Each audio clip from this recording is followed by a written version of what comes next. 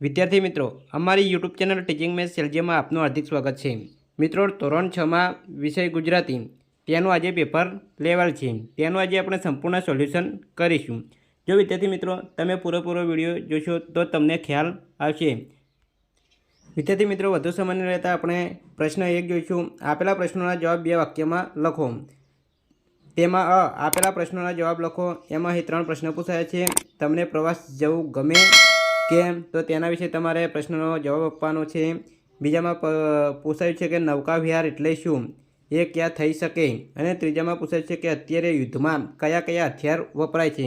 તો વિદ્યાર્થી મિત્રો, આ જે પ્રશ્ન પૂછાયા છે તેના જવાબ તમે તમારી રીતે જ આપ્યા છે। હવે આગળ આપણે જોઈએ કે આપેલા પ્રશ્નોના જવાબ લખો। તેમાં 1, ધોળો ડરી ગયો હોત તો શું થાત? બીજા નંબરે આપેલું છે કે તમારા ઘર કે શેરીમાં કયા કયા પક્ષીઓના અવાજ સંભળાય છે? ત્રીજામાં આપેલું છે કે કૃષ્ણને મળવા ગોપી શી તૈયારી કરે છે? અને ચોથામાં આપેલું છે કે 4 ચોરની સામે ધોળો કેમ બાસ ભીડી શક્યો? તો વિદ્યાર્થી મિત્રો, આ પ્રશ્ન જે બુકમાંથી પૂછાયેલા છે તે તમે તૈયાર કર્યા છે, એ પ્રમાણે જવાબ આપ્યા છે। હવે આગળ આપણે પ્રશ્ન 2 જોઈશું। ફકરાના આધારે પ્રશ્નોના જવાબ લખો। અહીં એક મહાભારત વિશે ફકરો આપેલો છે અને તેના આધારે અહીં પ્રશ્નોના જવાબ આપ્યા। તેના આધારે જે પ્રશ્નો પૂછે છે તેના જવાબ આપવાના છે। તેમાં પહેલો પ્રશ્ન છે, લહ્યો એટલે શું? લહ્યો એટલે જવાબ આવશે લેખન કરનાર। 2, કુરુવંશના 2 ભાઈઓ ખાલિગ્યા અને ખાલિગ્યા હતા, તો જવાબ આવશે સી, પાંડુ અને ધૃતરાષ્ટ્ર। 3, પાંડુ પુત્રોમાં કોનો સમાવેશ થતો નથી? જવાબ આવશે સી, કર્ણ। 4, અર્જુન પોતાના જ સગા સંબંધીઓ સાથે યુદ્ધ કરવાનું હોવાથી વિટંબણા અનુભવે છે।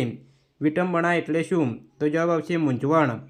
5, સારથી શબ્દનો નજીકનો અર્થ ધારો, તો જવાબ આવશે રથ ચલાવનાર। આ રીતે વિદ્યાર્થી મિત્રો પ્રશ્નોના જવાબ જે ફકરામાંથી પૂછાય છે તેના જવાબ આવે છે। આગળ પ્રશ્ન 3 છે, આપેલ કાવ્ય પંક્તિનો વિચાર વિસ્તાર કરો, ગમે તે 2। અહીં 3 કાવ્ય પંક્તિ પૂછાય છે, તેમાંથી તમારે કોઈ પણ બેનો વિચાર વિસ્તાર કરવાનો હતો। આગળ પ્રશ્ન 4, માગ્યા મુજબ કરો। 1, નજીકનો અર્થ તારો અને તેના પર ગોળ કરો। હતાશ તો તેનો અર્થ થશે નિરાશ। નાદ તો તેનો અર્થ થશે અવાજ। 2, ઉદાહરણ મુજબ શબ્દ બનાવો। સરકાર તો એ સ પછી સરસ, ર પછી રમત, કા પછી કાગળ અને ર પછી રમકડો। આ રીતે ઉદાહરણ મુજબ શબ્દ બનાવ્યા છે। તેવી જ રીતે અહીં આગળ ચારે કોર અને અવકાશ આપેલું છે। ચારે કોર તો ચાર, રે તો રેવડી, કો તો કોમલ અને ર તો રવિવાર। આ રીતે શબ્દ બનશે। અવકાશમાં અ તો અજગર, વ તો વહાણ, કા તો કાતર અને સ તો શરણાઈ। તો વિદ્યાર્થી મિત્રો, તમે આ જે અક્ષર આપ્યા છે એમાંથી કોઈ પણ શબ્દ બનાવી શકો છો। આ રીતે અહીં પ્રશ્ન પૂછાયેલ છે। આગળ અહીં બ આપેલ છે, તેમાં માગ્યા મુજબ કરો। તેમાં 1, રેખાંકિત શબ્દના સ્થાને તેના જેવો જ અર્થ ધરાવતો શબ્દ લખી વાક્ય ફરીથી લખો। 1, બીકણ મિત્ર રમવા આવશે નહીં। અહીં બીકણ નીચે લીટી દોરેલી છે, તો તેનો સમાન અર્થ ધરાવતો શબ્દ થશે ડરપોક। વાક્ય આ રીતે બનશે, ડરપોક મિત્ર રમવા આવશે નહીં। 2 આપેલું છે, ડૉક્ટરે બટવામાંથી 2 રૂપિયા કાઢીને આપ્યા। બટવાનો અર્થ થશે પાકીટ। 3, અમે પર્વત પરથી હેઠે ઉતર્યા, તો હેઠેનો અર્થ થશે નીચે। અમે પર્વત પરથી નીચે ઉતર્યા। 2, શબ્દ સમૂહ માટે એક શબ્દ આપો। 1, હરાવી ન શકાય તેવું, અપરાજિત। 2, પાંપણના મૂળ આગળ થતી ફોલ્લી, જવાબ આવશે આંજણી। 3, ચક્ર જેવા આકારનું, ચક્રાકાર। વિદ્યાર્થી મિત્રો, આ રીતે આજે જે પેપર લેવલ છે તેમાં પ્રશ્ન પૂછાયેલ છે। હવે પ્રશ્ન 5 આપેલ છે કે માગ્યા મુજબ કરો। તેમાં આપેલ વાક્યનો કાળ પરિવર્તન કરો। 1, ભક્તિ પ્રવાસે જવા નીકળી, ભવિષ્યકાળમાં વાક્ય બનશે ભક્તિ પ્રવાસે જવા નીકળશે। 2, આજે સોમવાર છે, ભૂતકાળમાં વાક્ય બનાવીશું તો ગઈકાલે સોમવાર હતો। 3, આનંદની નિરાશ થશે, ભૂતકાળમાં વાક્ય બનાવીશું તો આનંદની નિરાશ થઈ હતી। 4, પપ્પા ઓફિસમાં આમ તેમ આંટા મારતા હતા, વર્તમાન કાળમાં વાક્ય બનાવીશું તો પપ્પા ઓફિસમાં આમ તેમ આંટા મારે છે।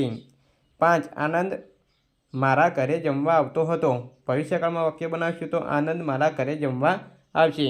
તો વિદ્યાર્થી મિત્રો, આ રીતે 5 ગુણમાં કુલ પૂછાયેલ છે। અહીં બમાં આપેલું છે કે વર્ગીકરણ કરો।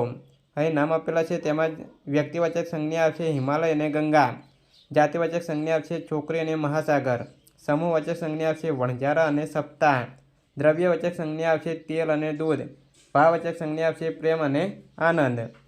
આગળ જોઈશું તો આપેલા વિશેષણ અથવા ક્રિયા વિશેષણનો ઉપયોગ કરી અર્થપૂર્ણ વાક્ય બનાવો। તો અહીં સફેદ આપેલું છે, તો વિદ્યાર્થી મિત્રો વાક્ય એ રીતે બનાવવાનું છે જેમાં ક્રિયા વિશેષણ અથવા તો વિશેષણ આવવું જોઈએ। તો સફેદ કબૂતર છે। આ રીતે સફેદ શબ્દ આવવો જોઈએ। બીજો આપેલું છે કે ધીમે ધીમે, તો અમે ધીમે ધીમે નિશાળે જતા હતા।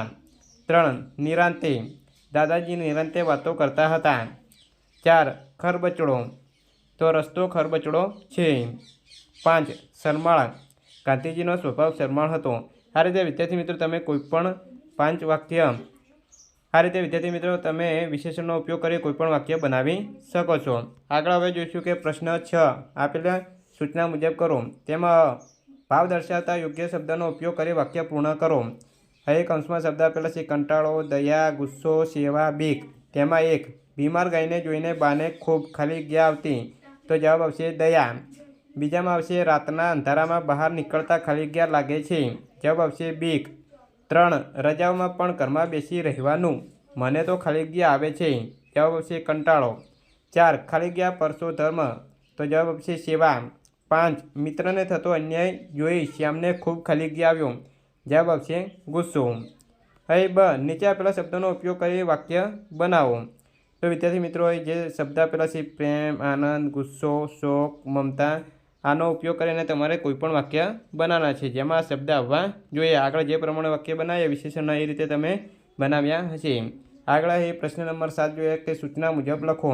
તેમાં નીચે આપેલ પાત્રોમાંથી કોઈપણ એક પાત્રનો પરિચય આપો।